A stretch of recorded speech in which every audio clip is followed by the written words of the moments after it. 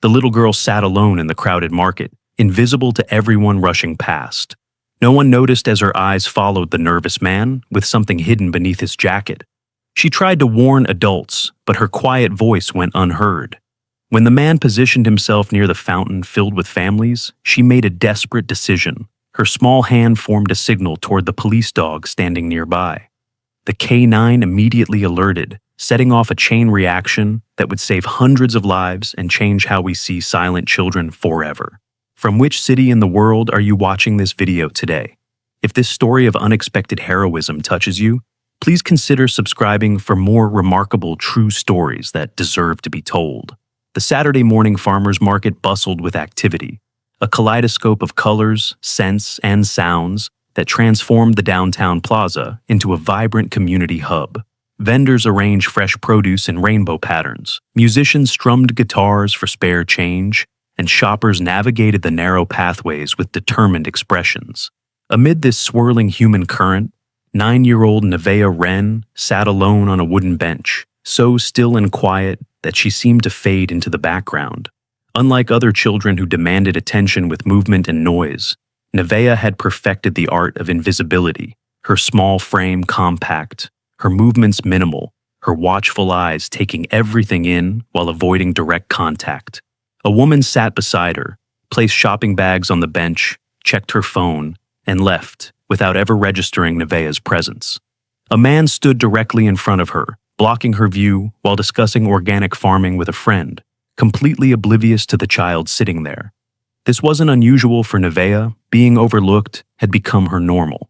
Nearby, a frantic mother searched for her wandering toddler, eyes scanning right over Nevaeh before spotting her child hiding behind a flower stall. "You need to be where people can see you," she scolded, unaware of the irony as Nevaeh watched, unnoticed.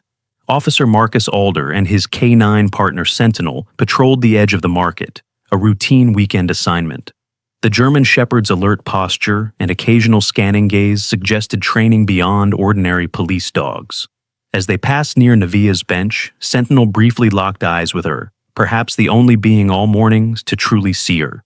A group of pre-teens in matching soccer jerseys crowded the area, still energized from their morning game. One bumped into Nevaeh, knocking her sketchbook to the ground, its pages fanning across the concrete. "Sorry," he mumbled automatically before walking away, not actually registering her presence enough to help retrieve the scattered drawings. As Nevaeh quietly collected her sketches, the pages revealed extraordinary observational skills. Each drawing captured not just the obvious market activities, but subtle human interactions, hidden expressions and overlooked connections that most adults would miss. One particular drawing showed a nervous-looking man standing near the market entrance, his tense posture and darting eyes rendered with unsettling accuracy. When she looked up from gathering her drawings, she noticed the same man had returned. He moved with deliberate purpose through the crowd, his shoulders hunched and eyes constantly scanning. No one else seemed to register his tense posture, darting eyes, or the unnatural bulge beneath his jacket, but Nevaeh did. She watched him check his phone repeatedly, wipe sweat from his forehead despite the mild temperature, and adjust something hidden beneath his coat. His gaze focused on the central fountain area where families gathered, rather than on any merchandise or food. Every few moments, he checked the exits. Nevaeh recognized these warning signs from the safety program at her school last month. Officer Jessamine, the school resource officer, had given a special presentation about recognizing suspicious behavior in public places. "Always trust your instincts," she had told the children. "If something feels wrong, it probably is." The nervous man positioned himself near the busiest intersection of market pathways, where 4 aisles converged around the central fountain. His fingers twitched against the outline of something rigid beneath his jacket, and his eyes had taken on a resolute, distant quality that sent a chill through Nevaeh's small frame. She needed to tell someone, but who would listen to a child no one could see? Nevaeh slid off her bench, clutching her sketchbook against her chest like armor, and approached a vendor selling honey. She stood quietly beside his table for nearly a minute before he finally noticed her. "What? You want something?" he asked impatiently, barely glancing down. "There's a man acting strange," she whispered, pointing discreetly toward the fountain. "I think he might be dangerous." "Can't hear you, kid," the vendor interrupted, already looking past her to a customer examining jars of wildflower honey. Speak up or move along, I've got customers. Nevaeh tried again with a security guard stationed near the market entrance. She tugged gently on his sleeve. Excuse me, there's a man, she began, but her soft voice was drowned out by a nearby violinist, hitting a dramatic crescendo. The guard looked down with mild annoyance. Lost your parents? Information booth is that way, he said, pointing toward a blue canopy before turning back to his conversation with another guard. With each failed attempt, Nevaeh's anxiety visibly increased. The suspicious man had now taken a final position near the central fountain. Surrounded by families and children eating pastries and ice cream, his hand moved inside his jacket, gripping something, and his expression hardened with resolve. Nevaeh's heart pounded as she realized no adult was going to listen in time. She scanned the market desperately, trying to think of some way to raise the alarm that wouldn't be ignored or dismissed. Her eyes fell on Officer Alder and Sentinel, now standing at the edge of the market near the coffee vendor. A memory surfaced from the school safety program last month. After the main presentation, Officer Jessamine had gathered the quieter children for a special demonstration. Sometimes the quietest voice needs the strongest signal, she had explained, demonstrating a specific hand gesture. This is the universal emergency signal, Officer Jessamine had told them, forming her hand into a fist with the thumb tucked inside, then folding her 4 fingers down over it. If you're ever in trouble and can't speak up, or if adults aren't listening, this signal will alert any trained officer or safety professional. It's designed especially for children who struggle to be heard. Nevaeh had practiced the signal repeatedly that day, feeling a sense of empowerment she rarely experienced. Now, as she watched the suspicious man prepare to act, that lesson returned with crystal clarity. She positioned herself where Sentinel could see her, knowing from her observations that the dog was more attentive than most humans. Catching the German Shepherd's eye across the market, she slowly raised her hand and formed the distinctive signal, a fist with thumb tucked inside, then 4 fingers folded down over it. For a heart-stopping moment, nothing happened. The suspicious man reached deeper into his jacket. The crowd remained oblivious, laughing and shopping, as if nothing were wrong. Nevaeh's signal seemed to have failed like all her other attempts. Then Sentinel's ears pricked forward. The dog's posture changed instantly from casual patrol to high alert. He turned fully toward Nevaeh, then followed her gaze to the suspicious man, making the connection that his handler had not yet seen. Officer Alder noticed his partner's sudden change in behavior. "What is it, boy?" he asked, confused by the dog's alert status when no command had been given. He followed Sentinel's focused attention, first to Nevaeh, then to where she was looking. The suspicious man now had his hand firmly gripped on something inside his jacket, his expression grim with purpose. Officer Alder made the connection instantly, his training kicking in as he recognized the potential threat. "Police! Everyone down!" he commanded, moving swiftly toward the suspicious man while calling for backup on his radio. The market erupted into chaos as shoppers scattered, dropping purchases and knocking over displays. The suspicious man, realizing he'd been spotted, attempted to withdraw what witnesses would later identify as an explosive device with a dead man switch. Before he could fully reveal it, Sentinel launched into action, taking him down with the precision of years of specialized training. Officer Alder secured the suspect as additional officers flooded the area. Amidst the confusion, security cameras captured the entire sequence: the quiet, girl's signal, the dog's response, the officer's intervention, and the prevention of what could have been a mass casualty event. This footage, later released by police, would become the viral sensation that transformed Nevaeh's life. As the area was secured and people evacuated, Officer Alder searched for the child who had first alerted them. He found Nevaeh still sitting on her bench, clutching her sketchbook, seemingly forgotten in the evacuation. Kneeling before her, he asked, "How did you know? And how did you know the signal?" "I watched him. He didn't fit," she explained softly. "And the safety officer at school taught us the signal last month. For quiet kids who see things." Officer Alder studied her face with growing realization. "You've been watching everything, haven't you? All morning, while everyone else was too busy to notice you?" Nevaeh nodded simply. In a powerful moment of acknowledgement, Officer Alder stood at attention and offered her a formal salute. "Thank you for your service, young lady. You just saved a lot of lives." Sentinel approached and sat directly in front of Nevaeh, maintaining perfect eye contact. a trained K-9's highest form of recognition. The market, now cordoned off with yellow police tape, stood eerily empty except for investigating officers. Nevaeh's father, Elijah Wren, arrived in a panic, having heard about the incident on local news. When he saw his daughter sitting calmly with a police officer and K-9, his relief was palpable. "Nevaeh, are you okay?" he asked, rushing to her side. "They're saying there was almost an attack at the market." Officer Alder stood to greet him. "Mr. Wren, your daughter is more than okay. She's a hero. She alerted us to the suspect before he could act." Elijah looked at his daughter with confusion. "But how? Nevaeh hardly ever speaks to strangers." "She didn't need to speak," Officer Alder explained, nodding toward Sentinel. "She used a silent signal that our K-9 unit is trained to recognize. Without her observation and quick thinking, this could have been a tragedy." As Elijah embraced his daughter, the reality of what had almost happened and what Nevaeh had prevented began to sink in. The quiet girl who had spent her life being overlooked had just saved hundreds of lives precisely because of her ability to observe what others missed. By Sunday morning, the entire city was talking about the incident at the farmers market. Local news channels led with the dramatic footage captured by security cameras.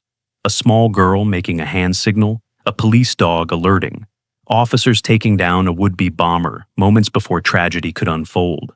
The market remained closed for investigation. Yellow police tape fluttering around the perimeter like warning flags. In their modest apartment across town, Nevaeh sat at the kitchen table, quietly sketching as her father, Elijah, fielded an endless stream of phone calls from reporters, police officials, and concerned relatives. He kept his voice, low, glancing frequently at his daughter, with a mixture of pride and bewilderment. "No, she's not giving interviews right now," he repeated for the 5th time that morning. "She's 9 years old, for heaven's sake." Nevaeh didn't look up from her drawing, a detailed rendering of Sentinel, the K-9 who had recognized her signal. She captured the alert intelligence in the dog's eyes with remarkable accuracy, just as she had noticed the warning signs in the suspicious man the day before. "Honey," Elijah said after ending the latest call, "the mayor wants to present you with some kind of award. How do you feel about that?" Nevaeh shrugged slightly, adding shading to Sentinel's fur. "Will Officer Alder and Sentinel be there?" "I expect so. They're calling you a hero, Nevaeh." She finally looked up, her expression thoughtful. "I'm not a hero. I just saw what was happening." "That's exactly what makes you one," Elijah replied, sitting beside her. "You saw what no one else did, and you knew what to do about it." Nevaeh returned to her drawing, unconvinced. Being visible felt strange after so long in the shadows. She wasn't sure she liked it. Monday morning brought a different kind of challenge, returning to school. Elijah walked Nevaeh to her classroom, hyper-aware of the whispers and stares that followed them through the hallways. News traveled fast, especially when it involved a foiled bombing and a child from their own community. Principal Donovan met them at the classroom door. "Nevaeh, we're so proud of you," she said with unusual warmth. "What you did was extraordinary." The same principal had walked past Nevaeh in the halls for 3 years without ever learning to pronounce her name correctly. Now she spoke as if they shared a special connection. Nevaeh lowered her gaze, uncomfortable with the attention. Inside the classroom, her teacher, Ms. Winters, had already addressed the weekend's events. A newspaper article about the incident was displayed on the whiteboard, Nevaeh's school photo circled in red marker. The headline read, "Silent Signal Saves Lives, Local Girl Prevents Market Tragedy." "Here she is," Ms. Winters announced as Nevaeh entered. "Our very own hero." 24 heads turned simultaneously. Classmates who had never spoken to her now stared with open curiosity. Zara Finch, who sat next to Nevaeh all year without ever initiating conversation, had saved her a cupcake with "Hero" written in blue icing. "Would you like to tell the class about what happened?" Ms. Winters asked. Nevaeh shook her head, slipping quickly into her seat. Being visible was proving more difficult than being invisible. At least, invisibility had rules she understood. By lunchtime, the strain of sudden celebrity had become overwhelming. Nevaeh escaped to the library, seeking refuge in the quiet corner where she often spent recess. To her dismay, 3 girls from her class followed, peppering her with questions. "Were you scared? Did you see what was in his jacket? How did you know that hand signal thing?" Nevaeh retreated further into herself with each question, wishing for the invisibility that had been her protection for so long. When the librarian, Mrs. Abernathy, noticed her distress, she intervened. "Girls, I think Nevaeh needs some quiet time. Why don't you check out the new graphic novels that just arrived?" As the girls reluctantly moved away, Mrs. Abernathy sat beside Nevaeh. Unlike the others, she had always seen the quiet girl who spent hours exploring books while avoiding the chaotic playground. "It's hard when people suddenly notice you, isn't it?" she asked gently. Nevaeh nodded, relieved that someone understood. "You know," Mrs. Abernathy continued, "I've always thought the best observers are those who know how to blend into the background. You see more that way." "I liked being invisible," Nevaeh whispered. "Now everyone's watching me." "They'll find something else to watch soon enough," Mrs. Abernathy assured her. "But in the meantime, maybe your visibility can help other quiet kids be seen too, in a good way." That afternoon, Officer Jessamine visited the school for a special assembly. The safety officer who had taught Nevaeh the hand signal now stood on the auditorium stage, explaining its importance to the entire student body. "This signal," she demonstrated with her hand, "is designed to silently communicate distress. It was created specifically for situations where speaking up might not be possible or safe." On the screen behind her, security footage from the market showed Nevaeh making the same gesture. A collective murmur spread through the audience. Thanks to Nevaeh Wren's quick thinking and observation skills, this signal did exactly what it was designed to do, Officer Jessamine continued. "Today, we're going to make sure every one of you knows how to use it and what to do if you see someone else using it." From her seat in the back row, Nevaeh watched as hundreds of students practiced the signal. The sight stirred something unexpected within her, a cautious sense of pride. Maybe being seen wasn't entirely terrible, if it meant other quiet kids might be heard too. After school, Officer Alder and Sentinel waited by the front entrance. The K-9 officer had offered to drive Nevaeh home, recognizing her discomfort with the swarm of parents and students eager to speak with her. "Rough day?" he asked as she approached. "Everyone wants to talk to me now," she said softly. "But they don't really want to listen." Officer Alder smiled with understanding. Sentinel had the same problem when he first joined the force. All the other officers wanted the K-9 with the impressive takedown record. They didn't appreciate his real talent.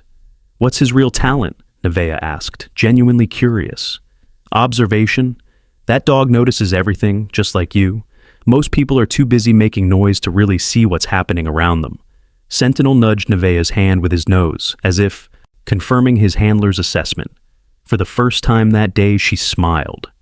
"The reporters want interviews," Officer Alder continued as they walked to his vehicle. "The mayor's planning some big ceremony. It's up to you how much of that you want to do, but I'll be there either way. Sentinel too." Nevaeh considered this as she climbed into the back seat, Sentinel settling beside her. The dog's presence was calming, his attention focused but undemanding. "I don't like talking to crowds," she finally said, "but I want to help other kids learn the signal." "Then that's what we'll focus on," Officer Alder assured her. When they arrived at her apartment, Nevaeh found her father in animated conversation with two visitors, a woman in a tailored business suit and a man with camera equipment. "There she is," Elijah exclaimed. "Nevaeh, this is Ms. Reynolds from the Channel 5 News. She wants to do a special report on the safety signal you used." The reporter turned, her professional smile fixed in place. "Nevaeh, such a pleasure to meet our local hero. We're hoping to get an exclusive interview about your experience." Nevaeh instinctively shrank back, pressing closer to Sentinel's solid presence. Officer Alder stepped forward, positioning himself between her and the reporter. "Ms. Reynolds, I understand you're doing your job, but Nevaeh has had a long day of people wanting pieces of her attention. Any interviews should be scheduled through official channels, with appropriate considerations for her age and privacy." The reporter's smile tightened. "Of course. We just thought, given the public interest, that Nevaeh might want to share her story. It could inspire other children. And it will," Officer Alder assured her, "through the proper protocols. The department is coordinating with the school district on an official safety awareness campaign featuring the hand signal. Your station is welcome to cover that event." After the reporters left, Elijah thanked Officer Alder for his intervention. "I didn't know how to tell them no. This is all so overwhelming. It's going to be that way for a while," Officer Alder warned. What Nevaeh did is extraordinary, and people are naturally curious. But she gets to decide how much of herself to share. That night, as Elijah tucked her into bed, Nevaeh finally asked the question that had been troubling her. "Dad, do I have to be visible now all the time?" Elijah sat on the edge of her bed, considering how to respond. "I think what Officer Alder was saying is that you get to choose when to be seen and when to observe. Both have their place. The kids at school want me to be different now," she continued, "but I still like being quiet and watching." "Then that's who you should be," he assured her. "The right people will see you for exactly who you are." By the time the City Hall ceremony took place on Wednesday afternoon, local media coverage had expanded to national news. The security footage of Nevaeh's signal and Sentinel's response had gone viral, accumulating millions of views online. Safety organizations across the country were promoting the hand signal, calling it the Nevaeh signal in educational materials. The mayor's office had prepared an elaborate celebration, complete with a stage, microphone, and rows of chairs for dignitaries and press. Nevaeh stood backstage, overwhelmed by the scale of the event and the expectations it represented. "I can't talk in front of all those people," she whispered to Officer Alder, who stood beside her with Sentinel. "You don't have to," he assured her. "The mayor will do the talking. You just have to accept the award." "But they want me to say something about being a hero." Officer Alder knelt to her level. "Nevaeh, do you know what makes a real hero? It's not what they say. It's what they do when it matters most. You've already done that part." Before she could respond, the mayor's assistant appeared, clipboard in hand. "We're ready for you now," she announced. "The mayor will introduce you, present the award, and then you'll say a few words." Nevaeh looked at Officer Alder in panic. Sentinel, sensing her distress, pressed closer to her side. "Actually," Officer Alder intervened, "Nevaeh has prepared a different kind of statement, one that honors her specific talents of observation and nonverbal communication." The mayor's assistant looked confused. "I don't understand. The program clearly states that Nevaeh will deliver remarks after receiving the Civilian Bravery Award." Officer Alder stood firm. "Nevaeh communicates best in her own way. Trust me, it will be more powerful than any speech." Skeptical but pressed for time, the assistant relented. "Fine, but the mayor needs to know what's happening." As they conferred with city officials, Nevaeh stood quietly observing the backstage chaos, the nervous energy of the staff, the practiced smiles of the politicians preparing to face cameras. She clutched her sketchbook, drawing strength from its familiar weight. When Officer Alder returned, he knelt beside her again. "It's all arranged. The mayor will introduce you, present the award, and then invite you to demonstrate the signal instead of giving a speech.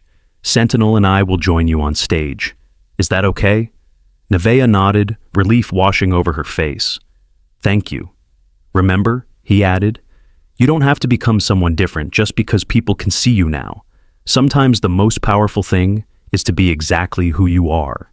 The ceremony began with the national anthem, followed by the mayor's address about community vigilance and the importance of the "If you see something, say something" campaign.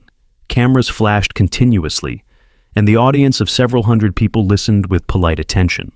"Today, we honor a young citizen whose extraordinary awareness and quick thinking prevented what could have been a terrible tragedy," the mayor announced. Though she may not have spoken a word, her actions spoke volumes.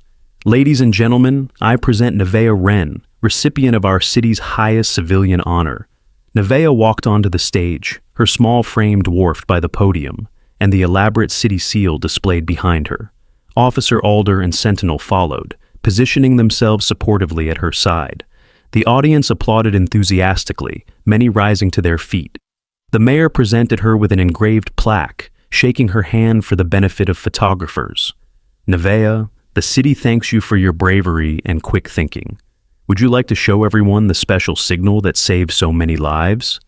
Instead of approaching the microphone, Nevaeh simply raised her hand and formed the signal, fist closed, thumb tucked inside, then 4 fingers folded down over it. The simple gesture, performed by a child who had been invisible to most of society until 3 days ago, created an unexpected hush over the crowd. Officer Jessamine stepped forward from the front row. "This is the universal emergency signal," she explained to the audience. "It was designed for situations where someone needs help but cannot or should not speak. Today, We're launching a citywide awareness campaign to ensure every citizen recognizes this signal and knows how to respond. On cue, large screens around the auditorium displayed educational graphics about the hand signal, along with QR codes linking to more information. The mayor, quickly adapting to the change in program, continued. Thanks to Nevaeh's observation skills and knowledge of this signal, countless lives were saved. Her actions remind us that heroes come in all forms, and sometimes the quietest voice can have the greatest impact. Sentinel, sensing that his moment had arrived, sat at perfect attention beside Nevaeh. The audience's reaction was immediate, a collective sound of appreciation for the K-9 officer who had recognized what humans had missed. Officer Alder addressed the crowd. Sentinel and Nevaeh share a special kind of awareness. They notice what others overlook. This incident has taught us how valuable that quality can be, and how important it is to listen to those who communicate in different ways. As the ceremony concluded, something unexpected happened. Instead of rushing forward with questions and cameras as planned, the press respectfully maintained their distance, seemingly understanding that crowding the quiet child would contradict the very lesson they were meant to learn. The footage of Nevaeh demonstrating the signal, standing strong but silent alongside Officer Alder and Sentinel, became the defining image that spread across social media and news outlets nationwide. 1 month later, the farmers' market reopened with enhanced security measures and a new addition, a small plaque near the central fountain, featuring an engraving of the hand signal and the words, "Sometimes the quietest voice needs the strongest signal." Nevaeh returned on opening day, accompanied by her father, and by special arrangement, Officer Alder and Sentinel. The market looked much the same, colorful and bustling. Yet something fundamental had changed. Vendors greeted her by name as she passed. "Good morning, Nevaeh," called the honey seller, who had dismissed her warnings that fateful day. His smile held a mixture of respect and lingering shame. "I saved you some wildflower honey, if you'd like some." Nevaeh nodded her thanks, accepting the small jar he offered.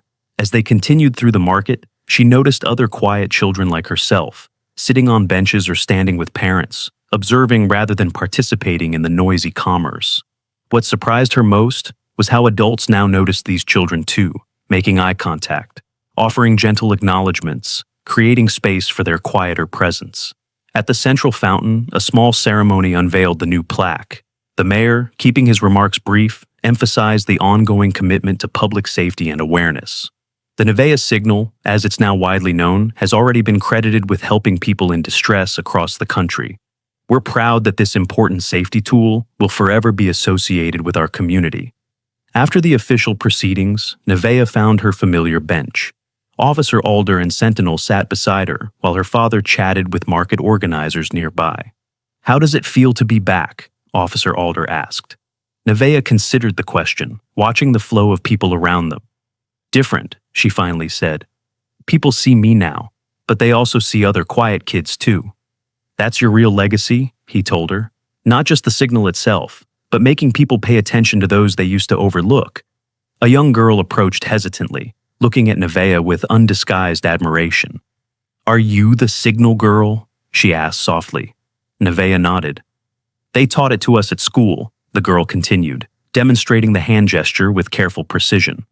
"For when we need help, but can't talk loud." "That's right," Nevaeh confirmed. "I'm quiet too," the girl confided. "Nobody usually listens." "I'll listen," Nevaeh offered, making room on the bench.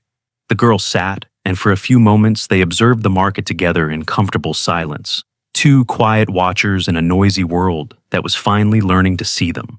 Across the country, similar scenes were unfolding. Schools incorporated the signal into safety curriculum. Police departments trained officers to recognize it. Parents taught children how to use it. What had begun as one quiet girl's desperate attempt to be heard had evolved into a movement that gave voice to those who struggled to speak up. At Nevaeh's school, Principal Donovan approached her one afternoon as classes were dismissing. "I wanted to show you something," she said, leading Nevaeh to a newly installed bulletin board in the main hallway. The display featured information about the hand signal, alongside photographs of historical figures, known for their quiet observation skills and impactful actions. A small section at the bottom was titled The Watchers Club, with meeting times listed for a new after-school program. "Officer Jessamine suggested it," the principal explained.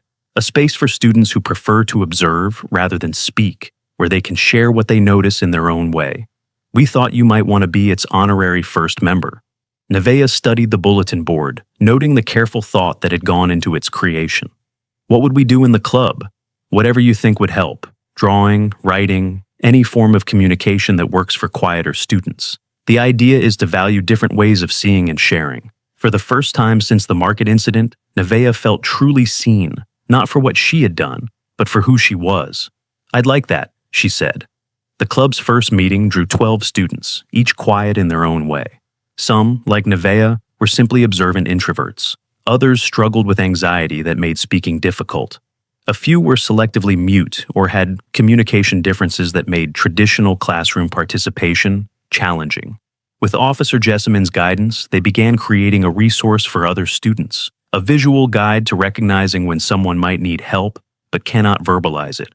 Nevaeh's detailed drawings formed the core of the project, her observational skills now channeled into a purpose that suited her perfectly. 6 months after the market incident, a national news team visited the school to do a follow-up story. The viral moment had evolved into something more lasting, a genuine shift in how society recognized and valued different forms of communication. "What's the most important thing you've learned from this experience?" the reporter asked Nevaeh, who had gradually become more comfortable with occasional interviews, especially when focused on the safety signal rather than herself. She considered the question carefully. "That being quiet doesn't mean having nothing to say," she replied. "Sometimes the people who speak the least see the most." The reporter smiled. "And what would you tell other quiet kids who worry about not being heard?" "Find your signal," Nevaeh said simply, "and the right people will see it." That weekend, the farmer's market hummed with its usual energy. Nevaeh sat on her bench, sketchbook open, observing the flow of humanity around her. Officer Alder and Sentinel stopped by during their regular patrol, a friendship that had continued beyond the initial crisis. "New drawing?" Officer Alder asked, noticing the detailed sketch taking shape on her page. Nevaeh nodded, turning the book to show him. It depicted the market as she saw it, not just the obvious activities, but the subtle human connections most people missed. A mother's protective hand on a child's shoulder, an elderly couple maintaining physical contact even while shopping separately, a vendor noticing a customer's distress and offering a gentle word. "You see the connections," Officer Alder observed. "Most people only see individuals." "That's why the signal works," Nevaeh replied. "It creates a connection when words can't."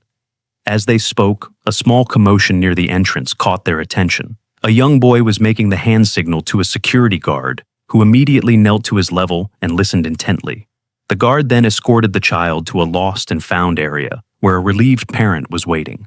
Nevaeh watched with quiet satisfaction. The system worked. The signal was being seen. The invisible were becoming visible, but on their own terms. "You know," Officer Alder said as they observed the reunion, "Sentinel is retiring next year. He'll need a job where his observation skills can still be useful." "What will he do?" Nevaeh asked, concerned for the dog who had changed her life. "That depends. The department has a new youth program starting, partnering retired K-9s with kids who want to learn about safety and observation. Sentinel would need a special partner, though, someone who really understands him." Nevaeh's eyes widened as she realized what he was suggesting. "Me? If you're interested. You two already have a connection that most handlers work years to develop." The idea of working with Sentinel, helping other quiet kids find their voice while honoring her own nature, felt right in a way nothing else had since the market incident thrust her into the spotlight. "I would like that," she said softly. Sentinel, as if understanding the conversation, pressed closer to her side. Two watchers who had changed their community by seeing what others missed, now poised to help others do the same. The market continued around them, a swirl of activity and noise, but now with a difference. Throughout the crowd, people paid more attention to the quiet ones in their midst. Security guards made a point of scanning for the signal. Parents encouraged children to use it when needed, and here and there, other children like Nevaeh, the watchers, the listeners, the quiet observers, found their places on benches and steps, no longer invisible, but recognized for their unique way of experiencing the world. What had begun as a moment of crisis had transformed into something more lasting, a recognition that being seen and heard doesn't always require being the loudest voice in the room, and that sometimes the most important messages come from those we've been overlooking all along.